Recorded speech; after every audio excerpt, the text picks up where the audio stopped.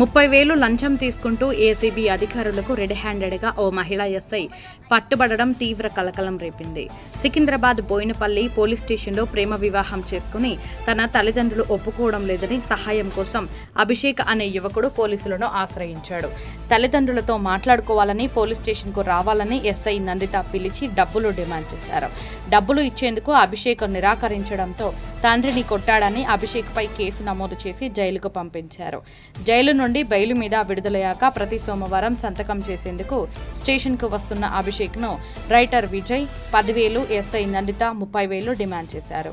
అధికారులు డబ్బులు అడుగుతుండటంతో విసిగిపోయిన అభిషేక్ ఏసీబీ అధికారులకు ఫిర్యాదు చేశారు. స్కూటీ తాళం ఇచ్చి డిక్కీలో డబ్బులు పెట్టమని బాధితుడికి ఎస్ఐ చెప్పింది.